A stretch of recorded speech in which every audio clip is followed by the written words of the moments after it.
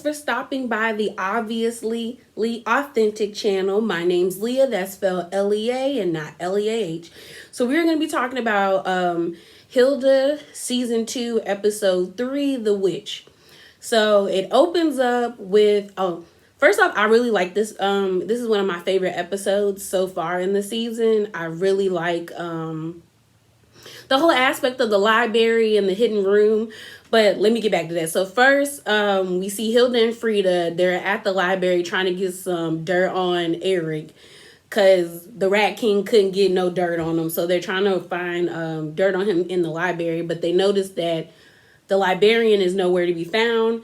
And then they also notice that there's like a book. Like the book cart doesn't have, like, she's not near her book cart. And the librarian's always near the book cart. So they find the librarian's secret room. So Hilda and Frida decide to like snoop some more. They unlock a door. They keep going and keep going through all these rooms. And then they finally get to the witch's tower where basically all the witches stay. And they keep snooping. And then they end up locating the librarian. And she's basically like at court with the committee of three. Which I like the designs of all three of them. You got one that looks like she's depressed all the time with a rose in her hand. And then you got the lady in the middle that's kind of snarky. And then the other one that looks like she's probably like the witch that teaches defense magic or something because she looks military-ish. So I was like, oh, okay, cool. And basically, the librarian is supposed to be returning a book. Like, there's been a book that has been checked out of the library for 30 years. And they basically said if she don't get it back within, I think it was 2 hours, or within the amount of time that they tell her to, then she'll be thrown into the void of no return. So Hilda and Frida, like, interject, and then they almost get in trouble because there's not supposed to be any non-witches in the Tower of Witches. So they almost got the librarian in trouble, but they convinced them to allow her to find the book. So we end up finding out that Matilda, I can't remember, I think it's Philvis. We're just going to call her Miss Matilda. Miss Matilda is one of the most powerful witches, and she is the one that has the book. But in order for them to obtain the book, they have to go through these mazes in order to see her to get the book back. So they go through the maze. I think what I really liked about this episode, it highlighted the differences between Hilda and Frida. And it also showed the importance of not running into situations without like assessing them and finding the plan. Like, it kind of showed how like Frida is needed in Hilda's life because the first obstacle of the maze was in a garden. And basically Frida finds this sword. It causes these plants to overgrow. But Frida's main idea is like just chopping the plants, which is kind of like the more she chops the plants, the more the plants grow.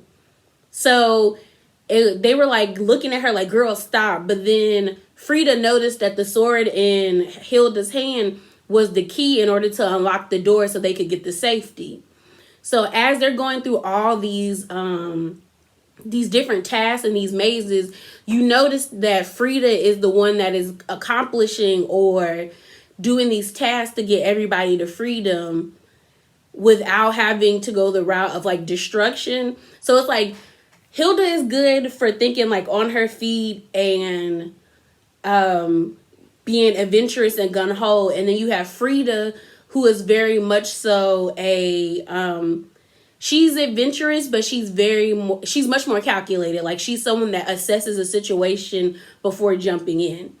So they finally get to this last door, and basically it's this like snow it looks like a snow graveyard. It's kind of weird but cool at the same time.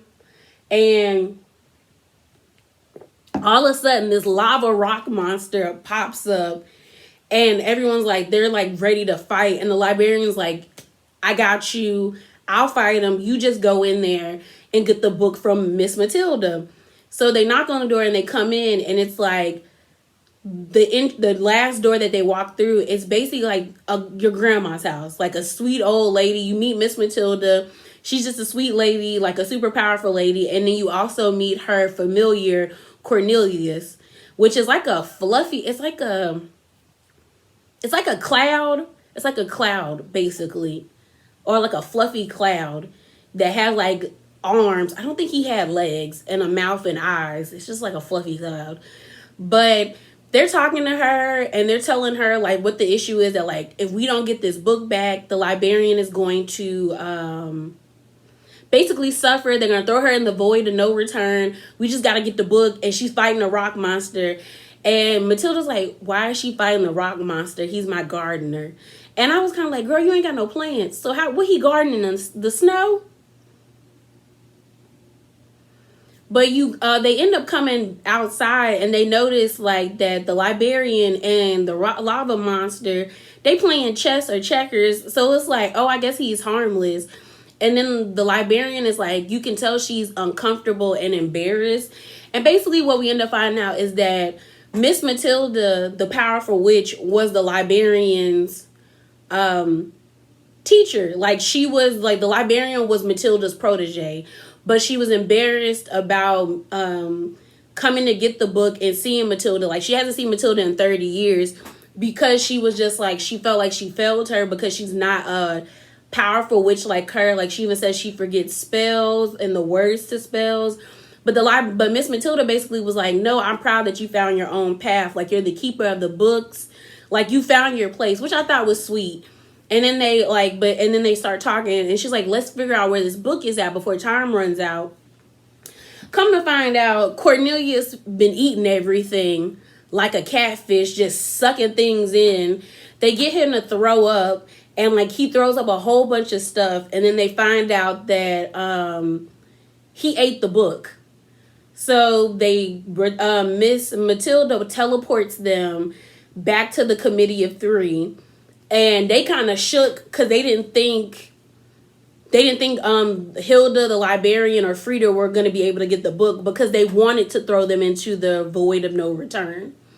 So they teleported back, but unfortunately they were like a minute late. So they're like, whatever, into the void. And you see the guy strumming his guitar to open the void. And the what's it called? The one witch that like looks like she's an emo, like she's just emo and just depressed all the time. She's basically like, the thing is hungry in there. We have to feed it. We cannot not feed it. And Matilda's like, no. And they're like fighting over closing the gate to the void. But unfortunately, the gate was open too long and nobody was paying attention. And the thing that was in there, it comes out, which is like some black gray thing with eyes. It's kind of like, to me, it looked kind of like a black amoeba. Like it's not, there's no form to it, but it has eyes. And it grabs Matilda, the librarian, and Frida into the void and a couple of the bookshelves. So they're like falling down, freaking out, trying to figure out. The librarian is like using her wand to like zap the ooze or the void into like not like taking them in. And so you end up seeing how like how resourceful Frida is, because Frida somehow figures out how to open up a portal through like find the right book for for the librarian to read a spell and like buy her some time. And then Frida opens a portal, and the portal that she opens, the plants that were overly growing, which was the first obstacle that they had to face in the maze, comes through the actual portal. It starts to like encroach upon the thing in the void. So maybe, I don't know if the thing in the void is going to eat the plant or if that's going to keep it like calm or whatever. But like it ends up eating it, and then they end up being able to get out of the void. And then what we end up finding out is that Matilda's like, Frida, and that's the funny thing was like, Hilda thought because Hilda's so used to everyone like praising her about her resiliency and things like that. Hilda thought that Miss Matilda, the powerful witch, was like giving her kudos when she was like, "Nah, girl, step aside, Frida. You could be a powerful witch. Like, would you like become my student?" And Frida was like, "Oh my God, for real? Sure." So now Frida's gonna be a witch or learn how to be a witch, and then Hilda is now Frida's familiar, which is weird because I wish that Frida could have had her own familiar. So like, because basically we all know that like Twig is Hilda's familiar. I wish that, what's it called, Frida got like a magical creature or something like that that she could kick it with or hang out with. But I think it's cool that Hilda is now her familiar. So that was it for episode 3. I love the whole witch aspect, and I really thought the Tower of Witches was a cool concept. Like I just thought, and I was glad we met the committee of 3. Like I really enjoy how this show showcases the different magical elements of the world of Hilda. So that's it. That's all. Like we always say, be bravely authentic, because there's no point for you not to be yourself, because you're amazing. Bye, y'all.